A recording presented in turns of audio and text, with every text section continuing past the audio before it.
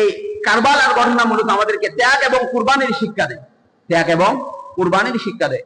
হোসেন রাদিয়াল্লাহু তাআলা আনহু নিজের সমস্ত ফ্যামিলির সবাইকে আল্লাহর জন্য কুরবানি করলেন শুধুমাত্র একটা কারণ, সেটা হচ্ছে সে আল্লাহর জন্য নিজেকে সুপর্দ করে দিয়েছে, সে অন্যায়ের কাছে মাথা নত করে নাই।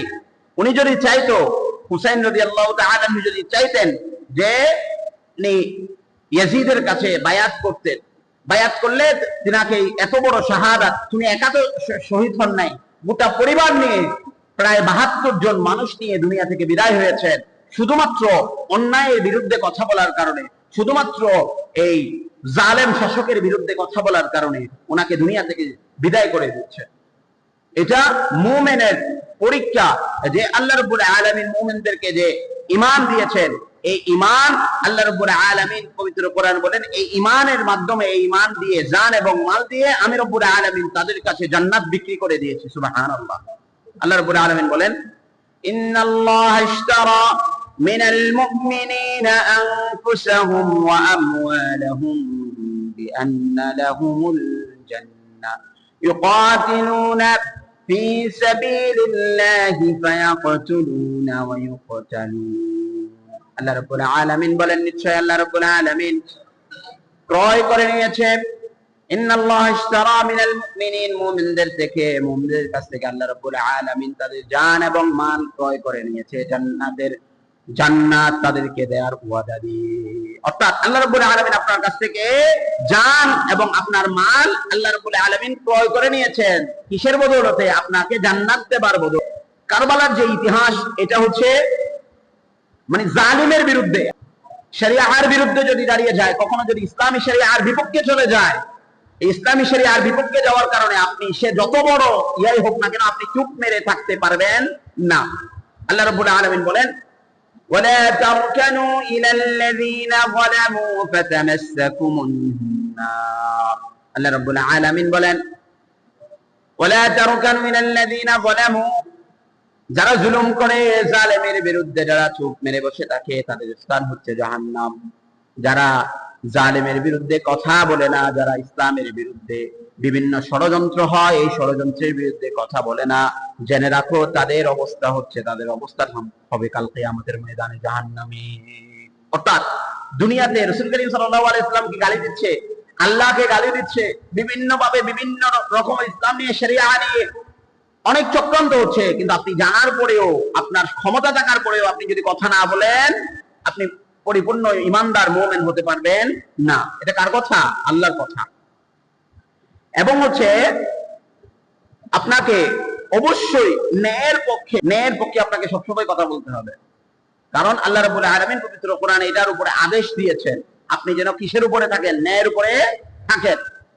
আপনাকে ন্যায়ের পক্ষে থাকতে হবে সবসময়। আল্লাহ রাব্বুল আলামিন বলেন, ইয়া আইয়ুহাল্লাযীনা আমানু কুনু কাওয়ামিনা বিল কিসতি শুহাদাআ লিল্লাহ। আল্লাহ রাব্বুল আলামিন বলেন, ও আমার ঈমানদার বান্দারা শোনো, তোমরা সত্যের পক্ষে হয়ে যাও, আল্লাহ রাব্বুল আলামিনের পক্ষে সাক্ষ্যদানকারী হয়ে যাও। যখনই তোমার উপরে কোনো ন্যায় অন্যায়ের পার্থক্য করার জন্য আসবে, তুমি সব সময় ন্যায়ের পক্ষে থাকবা, আল্লাহর পক্ষে থাকবা। আল্লাহ রাব্বুল আলামিন বলছে, কখনো যদি সামনে ন্যায় এবং অন্যায়ের বেড়াজাল তোমার সামনে আসে, তুমি যে কোনো উপায়ে ন্যায়ের পক্ষে চলে যাবা, আল্লাহর পক্ষে থাকবা, তাহলে সফলতা দেখবেন একজন, তিনি কে? আল্লাহ। এটা হচ্ছে এই যে হুসাইন রাদিয়াল্লাহু তাআলা আনহু নিজেকে শহীদ করে দিলেন, নিজেকে কারবালার ময়দানে শেষ করে দিলেন, এটা কি শুধু শুধু এমনি করেছে? না, কখনো না।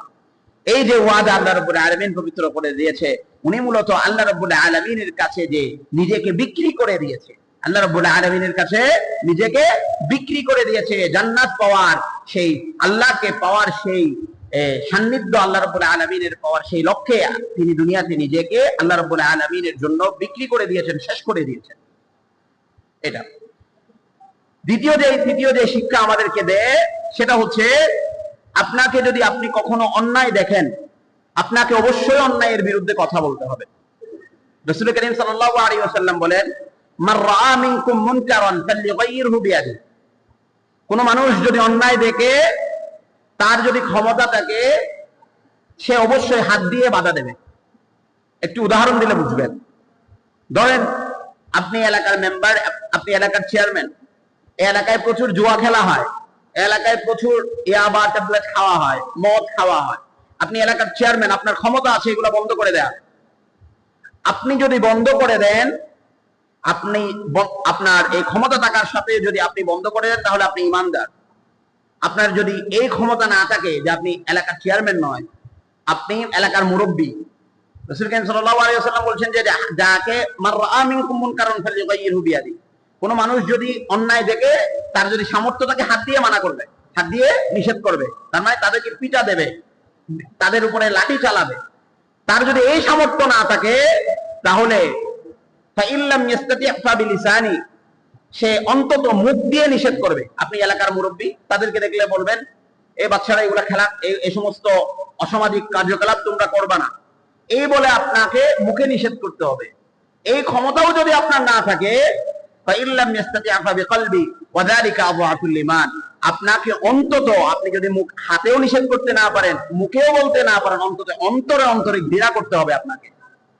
রাসূল কারীম সাল্লাল্লাহু আলাইহি ওয়াসাল্লাম বলছেন যে এই অন্তরে ঘৃণা করাটা হচ্ছে সবচেয়ে কম ইমানদারের লক্ষণ। অর্থাৎ সবচেয়ে উত্তম ইমানদার হচ্ছে সে যে হাত দিয়ে নিষেধ করবে, আর এই ক্ষমতা না থাকলে অন্তত মুখ দিয়ে নিষেধ করবে। তাও যদি না থাকে, অন্তত ঘৃণা করবে। এটাও যদি না করেন, আপনার বুঝতে হবে আপনার ভিতরে ইমানই নাই। যার অন্তত ইমান আছে, সে ইসলামের বিরুদ্ধে কোনো কাজ হলে, শরিয়ার বিরুদ্ধে কোনো কাজ হলে, এরকম কাজ দেখলে সে অবশ্যই নিষেধ করবে।